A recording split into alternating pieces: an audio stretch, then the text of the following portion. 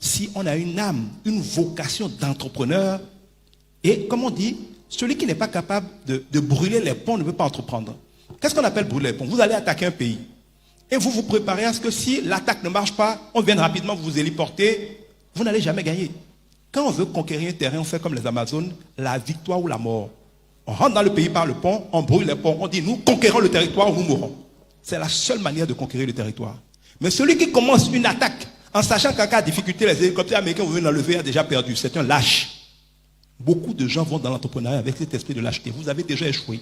Si vous n'êtes pas prêt à tout sacrifier, à tout risquer, y compris votre vie, pour entreprendre de grandes choses, ne commencez pas. Vous êtes un plaisantin, vous n'avez rien à foutre là. J'essaie d'être aussi direct que possible parce qu'il faut que vous arrêtiez de perdre du temps. C'est la première chose. La deuxième chose, l'entreprise n'est pas une poule aux œufs d'or. C'est un poussin qu'on nourrit. Beaucoup de gens sont assez naïfs pour penser que s'ils créent une entreprise aujourd'hui, à la fin du mois, ils vont commencer à gagner de l'argent et vont bien vivre. L'entrepreneur qui gagne de l'argent, c'est l'entreprise qui a acheté un poussin, qu'il a nourri, soigné, vacciné. Peut-être il a acheté 100 poussins, 60 sont morts, il en reste 40. Il va les nourrir pendant 2 ans, 3 ans, le gardien va en bouffer, les serpents vont en manger. Certains vont mourir. Après avoir fait 100 poussins, certains morts immédiatement, d'autres qu'il a nourris. Au bout de plusieurs semaines, parfois plusieurs mois, il en restera peut-être une dizaine qui vont commencer à pondre des œufs. Certains des gros œufs, d'autres des petits œufs. L'entrepreneur, c'est quelqu'un qui va investir son temps, son énergie, son argent, ses efforts, sa réflexion. Parfois, il va sacrifier sa vie de couple, il va sacrifier ses plaisirs, il va sacrifier ses économies. C'est quelqu'un qui nourrit un rêve en attendant le jour où le rêve va commencer à le nourrir. D'ailleurs, les hypocrites et les jaloux envient la vie des entrepreneurs. Dans beaucoup de pays, les fonctionnaires emmerdent, fatiguent et briment les entrepreneurs parce qu'ils trouvent que pendant qu'ils ont un salaire de misère, les entrepreneurs gagnent des millions. Mais pourquoi ils ne vont pas faire la même chose que les entrepreneurs? Parce qu'il y a un prix à payer pour arriver au point où on gagne des millions.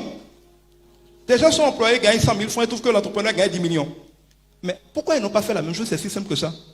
La preuve, beaucoup de gens quittent leurs entreprises, se lancent en entrepreneuriat, mais 100 ans après, ils sont encore plus pauvres que quand ils étaient employés. Ça veut dire qu'ils ne sont pas faits pour ça.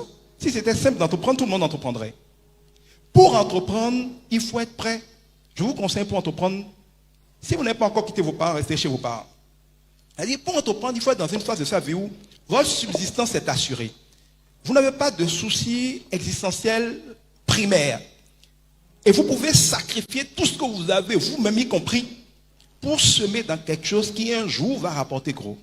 Si vous ne pensez pas avoir les moyens de survivre le temps que ça devienne gros, et vous n'êtes pas prêt à attendre le temps que ça devienne gros, ça peut être quelques mois, ça peut être quelques années, et en général, il y a ce qu'on appelle les crises de croissance. Quand ça commence à prendre, il arrive un moment où vous allez avoir de grands problèmes. Vous allez complètement péricliter. Ça va donner l'impression que tout veut se détruire. Mais tout ne se détruit pas. C'est la fin d'une saison. Vous allez en tirer des leçons, vous allez réajuster des choses. Soit vous mourrez parce que vous ne réagissez pas bien, soit vous rebondissez pour une nouvelle gloire. Celui qui veut être entrepreneur doit se préparer à tout ça et avoir choisi tout ça. Ça ne doit pas être juste une prostituée qui veut bien entreprendre si c'est rentable, mais fuir si ce n'est pas rentable. Je peux déjà m'arrêter là parce que c'est un deuxième principe de l'entrepreneuriat.